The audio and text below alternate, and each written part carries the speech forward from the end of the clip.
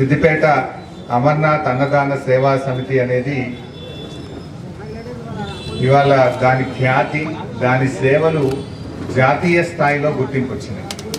ఒక సిద్దిపేటకే పరిమితం కాలే, మన రాష్ట్రానికే పరిమితం కాలే, దేశం మొత్తం కూడా అమర్నాథ్ అన్నదాన సేవా సమితిని గుర్తుంచుకునేంత గొప్పగా మంచి సేవలు అందిస్తున్నందుకు మనస్ఫూర్తిగా నేను అభినందిస్తా ఉన్నాను. 13 మంచు కొండల్లో అమర్నాథ్ యాత్రకు వెళ్ళేటువంటి యాత్రికులకు అక్కడ మంచినీళ్లు దొరకడమే కష్టం, ఇంత ప్రసాదం దొరకడమే కష్టం. కానీ ఆ మంచు కొండల్లో సిద్దిపేట నుంచి వంట వాళ్ళను సామాన్ తీసుకుపోయి ఆ భక్తులందరికీ కడుపు నిండా వేడివేడిగా భోజనం పెట్టి ఒక దక్షిణ భారతదేశం వాళ్ళనే కాదు, ఉత్తర భారతదేశం వాళ్ళ చేత కూడా శభాష్ అనిపించుకున్నది మన అమర్నాథ్ అన్నదాన సేవా సమితి. దేవుడి కోసం, ఆ దేవుడిని కొలిచే భక్తుల కోసం సిద్దిపేట నుంచి మంచుకొండల్లో పోయి 13 సంవత్సరాలుగా సేవను అందించిందంటే నిజంగా ఆ ఘనత సిద్దిపేట ప్రజలకు దక్కింది, మా అమర్నాథ్ అన్నదాన సేవా సమితికి దక్కింది. అసలు దక్షిణ భారతదేశం నుంచి ఫస్ట్ లంగర్, మొదటి లంగర్ అక్కడ పెట్టింది.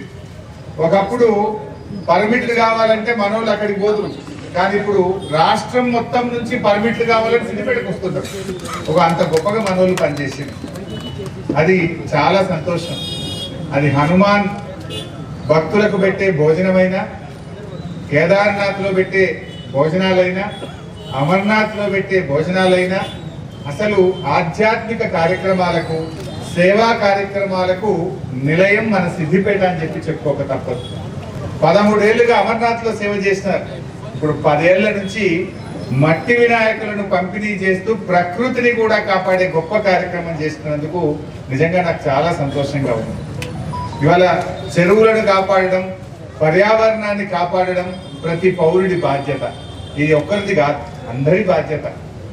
ఎంత రంగురంగుల వినాయకుడిని పెట్టాము, ఎంత పెద్ద వినాయకుడిని పెట్టామన్నది ముఖ్యం కాదు, ఎంత భక్తి శ్రద్ధలతో, ఎంత మనస్సును పెట్టి ఆ భగవంతుణ్ణి మనం పూజించామన్నదే చాలా ముఖ్యం.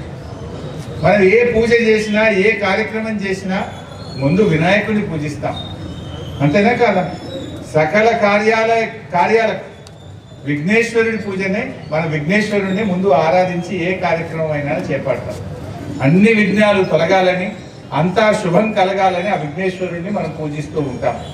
అందువల్ల ఆ విఘ్నేశ్వరుణ్ణి మనం ఎంత బాగా పూజిస్తామన్నది ముఖ్యం. మట్టి గణపతులే మహాగణపతులు. మట్టి వినాయకులను పూజిద్దాం, పర్యావరణాన్ని ప్రేమిద్దాం, ప్రకృతిని కాపాడుకుందాం, మన చెరువులను మనం కాపాడుకుందాం అని చెప్పి నేను మీ అందరికి మనవి చేస్తాను. చేపలు చనిపోతా ఉన్నాయి.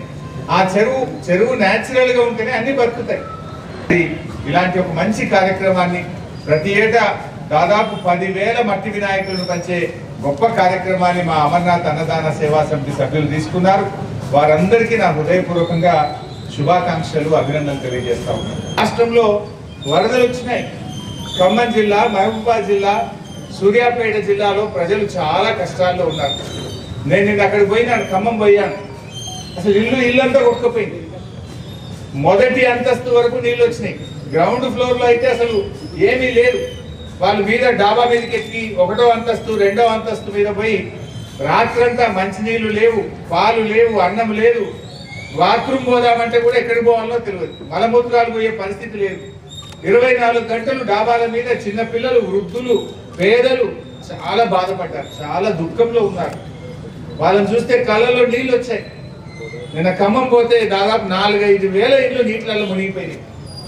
ఇంట్లో ఉండే పుస్తకాలు, డాక్యుమెంట్లు, బ్యాంక్ పాస్బుక్లు, పిల్లల 10వ తరగతి, ఇంటర్మీడియట్, డిగ్రీ సర్టిఫికెట్లు, ఆ ఇల్లు కాగితాలు, రిజిస్ట్రేషన్ కాగితాలు మొత్తం తడిసిపోయినాయి, మొత్తం కొట్టుకుపోయినాయి. ఇక పప్పు, ఉప్పు, నూనె, టీవీలు, ఫ్రిడ్జ్లు, గ్రైండర్లు, వాషింగ్ మిషన్లు, కూలర్లు మొత్తం నీటిమయమైపోయి కొట్టుకుపోయి ఏం మిగలే. కట్టు బట్టలు తప్ప ఇంకేమి లేవు. వాళ్ళ పెయి మీద ఉన్న బట్టలు తప్ప వాళ్ళ ఇంట్లో ఏమీ మిగలలేక అసలు పాపం వాళ్ళు ఎట్లా బతకాలని ఏడుస్తూ ఉంది. నిజంగా చాలా బాధ అయింది. వాళ్ళకు అసలు ఇంట్లో ఏమీ లేదు. ఎవరైనా తీసుకుపోయి బియ్యమో పప్పిస్తే వంట వండుకోవడానికి స్టవ్ లేదు, పొయ్యి లేదు, నూనె లేదు, సిలిండర్ లేదు, అన్ని కొట్టుకుపోయింది. కొంతమంది ఆడవాళ్ళు అయితే బంగారం కూడా కొట్టుకుపోయింది సార్, ఆగమాగం నీళ్ళు వస్తున్నాయంటే ఉరికిన విల్లించి పెట్టి ఇంట్లో మొత్తం కొట్టుకుపోయినాయి అన్న. కొంతమందిని కలిస్తే ఇంకా స్టీల్ బౌల్ మిగిలినాయి సార్, ఏం మిగిలిన స్టీల్ బౌల్ మాత్రం ఇంత బురదతో ఉండి కడుక్కుంటే మళ్ళీ వెనక్కి వస్తాయి తప్ప ఇంకా స్టీల్ సామాన్ తప్ప ఇక ఏది వెనక రాకుండా అయిపోయింది. మా జీవితం ఆగమైపోయింది అన్న. నిజంగా చాలా బాధ అయింది.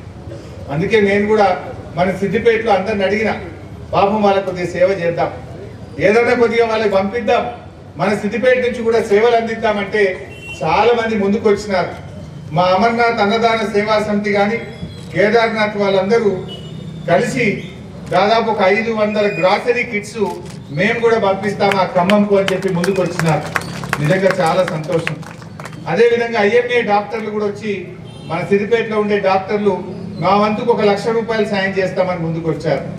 అదేవిధంగా XXX నాగరాజ్ గారు, ప్రశాంత్ కిరాణం కానీ, వీమార్ట్, కుర్తివాడ లక్ష్మణ్ గారు, అదేవిధంగా భూసాని శ్రీనివాస్, నేతి కైలాసం, ఆకుల వీరేశం, నందిని సీనన్న, ఉప్పల సీనన్న, సిటిజన్ క్లబ్, NGO భవన్, ఇట్లా ఎంతో మంది, రైస్ మిల్ అసోసియేషన్ సిద్దిపేట, వీళ్ళందరూ కూడా ముందుకు వచ్చి అక్కడికి రేపు సామాన్లు పంపిస్తున్నాం. సిద్దిపేట నుంచి రేపు ఒక 5-6 లారీలలో